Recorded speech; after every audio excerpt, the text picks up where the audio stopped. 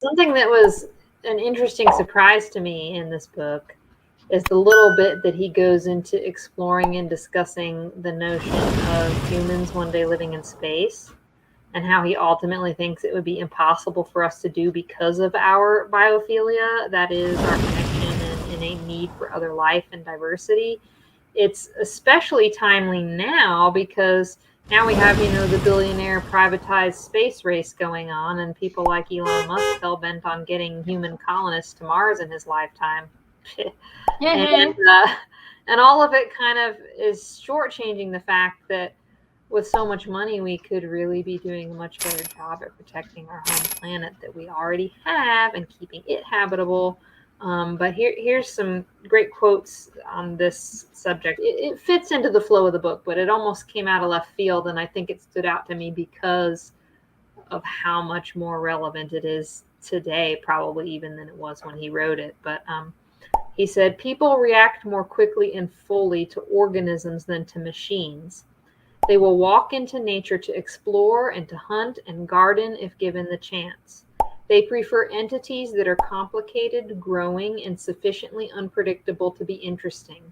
They are inclined to treat their most formidable contractions as living things, or at least to adorn them with eagles, floral friezes, and other emblems representative of the peculiar human perception of true life. The ultimate machine of the futurist's imagination is a self-replicating robot that is benignly independent of its creators. Hence, in key respects, it's quasi-alive, an AI, right? Mechanophilia, the love of machines, is but a special case of biophilia. These qualities should impart a certain reserve about man's destiny among the stars. Let me qualify that remark at once. As a scientist, and hence professional optimist, I am inspired perhaps more than most by the exploration of space. Our knowledge and self-understanding have been greatly expanded by orbiting scanners, probes, soft landings, and the technical spin-offs that seem to have no limit. If we can strip mine the moon, sweep rare elements from a comet's tail, and change the atmosphere of Venus to resemble Earth's, terraforming it is a favorite expression being used, we shouldn't hesitate so long as the practical and scientific benefit are commensurate to the cost. But the actual colonization of space by human beings is another matter altogether. No one doubts that the venture has compelling virtue. It would vault the historic expansion of the species around the world out to the unlimited frontiers beyond the planet, feeding the best in the human spirit. It would blast surplus population from the source of their more important our problems. The pioneer of the stream, Gerard O'Neill, and other experts, including NASA engineers, have explored the technical aspects of the project, and they're sure it can be done. The gigantic cylinders and torids they envision are admirable in scope and ingenuity. The interiors would be lined with agricultural fields and parks and lakes, already depicted persuasively in layouts and paintings. These visualizations clearly reflect a designer's unconscious concession to the pull of the primitive human environment. And therein lies the problem as I see it, because tugging at the bottom of the minds of the planners is an awareness that mental health of the colonists is as important as their physical well-being. The whole enterprise is afflicted by an unsolved problem of unknown magnitude. Can the psychic threat of life on Earth be snapped without eventually fatal consequences? A stable ecosystem can probably be created from an eternal cycling of microorganisms and plants, but it would still be an island of new dimensions, desperately isolated from the home planet. And it would be simpler, unless diverse by orders of magnitude than less diverse by orders of magnitude than the environment in which human beings evolved.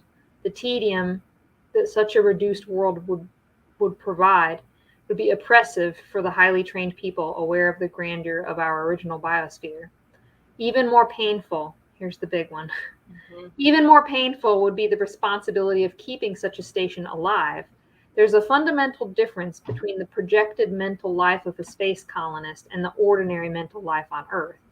It's far more frightening to know that only expert human intervention prevents the whole world from collapsing, rather than merely to know that human beings can destroy it if they try.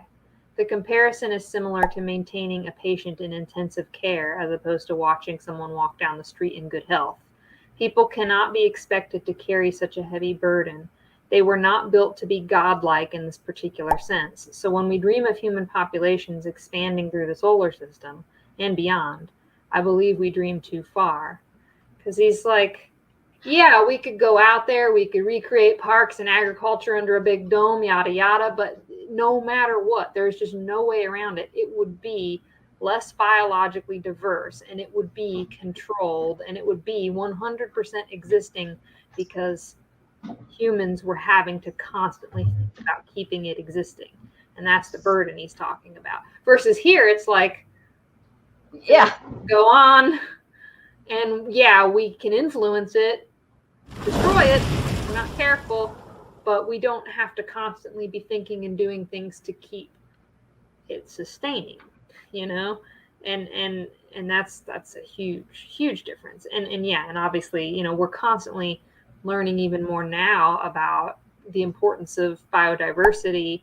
You know, all this newer books and research coming out talking about the importance of like the microbiome in the body versus microbiome in the forest floor and what's in the soil. And, you know, it's just like he was saying in an earlier quote about how you could spend an entire voyage just inspecting one tree, one handful of dirt, going to have more life in it than anything that we could try to replicate on a moon base. So I'm like, yeah, guy, I think there's some billionaires that need to have a little self-reflection on what you wrote, you know. When I read this, it kind of blew my mind because I've never heard this idea, but I never like the idea. I never want to go to space. I'm like, I never want to. I mean, it'd be cool if we found another planet and we could just sort of maybe travel there and then, you know, like, but spending large amounts of time in space just seems not something I want to do. And I wasn't quite sure why. And maybe this is one of the reasons. Yeah. Actually, I think you're right, because I would agree. I hadn't heard anyone kind of condense it so concisely, but when I read it, I kind of felt like, oh, yeah, I feel like that's what my gut was telling me. All those microorganisms in my gut maybe were talking to me. I don't know. But they're like, no, don't go up there. It's not biologically diverse. I mean, when you watch like Star Trek, it looks doable. It's like, oh yeah, they're in the spaceship. They're, you know, they got the holodeck, they got the replicators. They're, you know, they don't have money in their world, so that's got to be good, right? So somehow they do it. I mean, maybe it's the holodeck, right? Like, but that's not real. Well, and what's interesting about that is, now we're going to go off on a geek tangent, but you know, Geek like tangent Star alert. Trek Federation, as far as Earth, you know, humans' involvement in it, is still grounded on planet Earth, you know, and like they encounter other species that are part of the Federation or not, but all of them have home planets, you know what I mean? There's still the importance of a terrestrial home base, and then the space part is just like for exploration and for trade, and you know, that even that is different than like, let's go colonize Mars, you know? Right, because there's nothing on Mars.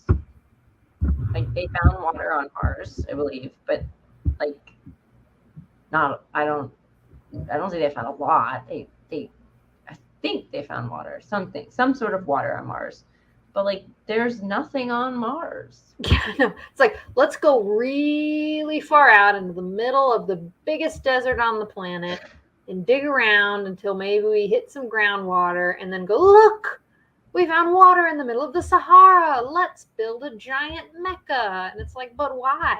You don't have to. There's other places that you could live that wouldn't require all of that. You know? I mean,